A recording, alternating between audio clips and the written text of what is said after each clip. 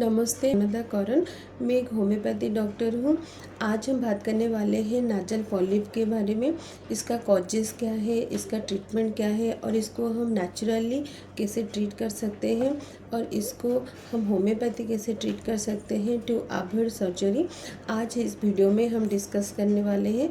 तो ये वीडियो बहुत ही इन्फॉर्मेटिव होने वाला है, तो एंड तक ज़रूर बने रहिए।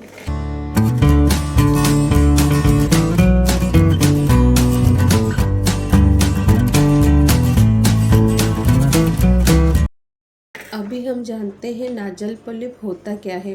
नाजल पॉलिप बेसिकली एक सॉफ्ट और पेनलेस और नॉन कैंसरस ग्रोथ होता है जो कि नाक के अंदर रहता है। वो एक छोटा छोटा बेलून की तरह दिखता है और या छोटा छोटा अंगूर की तरह दिखता है जो कि नाक के पैसेज के अंदर झूलता रहता है। पॉलिप क्या है ना, वो नाक को ब्लॉक कर देता है, कोई भी स्मेल नहीं आता और ब्रीदिंग में भी बहुत ही डिफ़िकल्टी फील होता है। अभी हम जानते हैं नाजल पॉलिप का सिम्टम्स क्या होता है। नाजल पॉलिप में नाजल ब्लॉक हो जाता है, नाक स्टफ़ी हो जाता है और नाक से कॉन्टिन्यूस पानी निकलता है और पेशेंट का नाक का स्मेल एकदम से कम हो जाता है और फेशियल प्रेशर और सर में दर्द भी बहुत ही रहता है। स्नोरिंग बढ़ जाता है और ब्रीदिंग में भी बहुत ही डिफ़िकल्टी आता है। इसका एग्जैक्ट सिम्टम है, इसका सबसे बड़ा सिम्टम होता है कॉन्टिन्यूस नाजल ब्लॉकेज, जैसे नोज़ हमेशा बंद हो और आप ठीक से सांस नहीं ले पा रहे हो।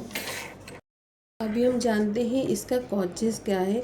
ये किन कारणों की वजह से नाजल पॉलिप होता है। क्रॉनिक अगर इन्फ्लामेशन रहता हो नाजल में तो ये होता है। और एलर्जी अगर हो, साइनोसाइटिस हो, अगर पेशेंट को बहुत आज़मा रहता हो तो भी नाजल पॉलिप दिखाई देता है। अगर फैमिली हिस्ट्री में हो या पापा को या उनके ग्रैंड पेरेंट्स को हो तो भी नाजल पॉलिप हो जाता है। बेसिकली जेनेटिक फैक्टर भी एक कॉजेज़ है। और बार बार अगर रिकरेंट आपको इन्फेक्शन रहता हो तो भी नाजल पॉलिप। अभी हम जानते हैं नेचुरली हम इसको कैसे ट्रीट कर सकते हैं। पेशेंट को बहुत ज़्यादा वार्म वाटर पीना चाहिए, दिन भर में बहुत ज़्यादा पानी पीना चाहिए, स्टीम इनहेलेशन लेना चाहिए और विथ यूकलिप्टस ऑयल और प्लेन स्टीम भी ले सकते हैं। जो ओपन पोर होता है ना, ओपन साइनस होता है ना, वो खुल जाता है। और जितना चाहे डस्ट को अवॉइड करना चाहिए, पॉल्यूशन को अवॉइड करना चाहिए और स्ट्रॉन्ग परफ्यूम को भी बहुत ही ज़्यादा अवॉइड करना चाहिए। अभी मैं कुछ नेचुरल रेमेडी बताऊंगी जिससे आप नेचुरली नाजल पॉलिप को ट्रीट कर सकते हैं। पहले तो आप अपने डाइट में जितना मर्जी ज़्यादा पानी पिएंगे थ्रू आउट द डे, वो आपके शरीर के लिए बहुत ही अच्छा रहता है। और स्टीम इनहेलेशन बहुत ज़्यादा लेना चाहिए और या फिर प्लेन स्टीम भी ले सकते हैं। और जितना चाहे आप डस्ट को अवॉइड कीजिए, पॉल्यूशन को अवॉइड कीजिए और स्ट्रॉन्ग परफ्यूम को भी अवॉइड कीजिए। और डाइट में बहुत ज़्यादा हल्दी और जिंजर को ऐड कीजिए बिकॉज़ ये एंटी इन्फ्लेमेटरी इन एक्शन होता है। तो डाइट में ये दो चीज़ ज़रूर से ऐड कीजिए। और डेली बेसिस में ब्रीदिंग एक्सरसाइज को आप ऐड कीजिए, प्रैक्टिस कीजिए। प्राणायाम हो गया जो कि आपको नाजल एयर फ्लो को इम्प्रूव करने में बहुत ही ज़्यादा हेल्प करता है। अभी हम ये नाजल पॉलिप को डायग्नोसिस कैसे करें ना, पहला तो हो गया हमारा ईएनटी एग्जामिनेशन और दूसरा हो गया नाजल एंडोस्कोपी और सीटी स्कैन। अगर ज़्यादा सीरियस केस है तो इस केस में हम सीटी स्कैन को रेफ़र करते हैं। अभी मैं कुछ होम्योपैथी ट्रीटमेंट के बारे में बताने वाली हूँ। होम्योपैथी रूट कॉज को ट्रीट करती है, एलर्जी टेंडेंसी को कम करती है और पॉलीसाइज को रिड्यूस करने में बहुत ज़्यादा हेल्प करती है विदाउट एनी सर्जरी। ये बहुत सारे केसेस में ये दिखाई देता है। अभी मैं कुछ होम्योपैथी मेडिसिन बताऊंगी जिससे आप विदाउट सर्जरी नाजल पॉलिप को बहुत ही इजीली ट्रीट कर सकते हैं। पहला मेडिसिन है ट्यूकरियम 200 पोटेंसी। ये मेडिसिन अगर पेशेंट का नाजल पॉलिप है विथ ब्लॉकेज एंड पेशेंट का स्मेल लॉस हो गया है तो इस केस में हम ट्यूकरियम 200 पोटेंसी में देते हैं। ये मेडिसिन आपको 2 बूंद दिन में 3 बार लेना है बिफोर फूड। दूसरा मेडिसिन है सैंगुइनेरिया nitrate 200।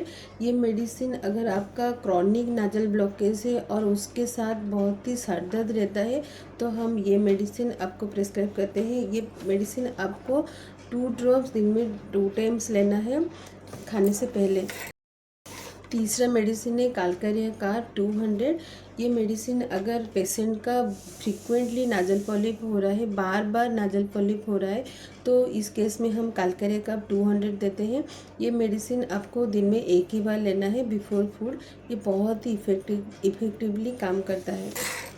Fourth and most important medicine phosphorus 200।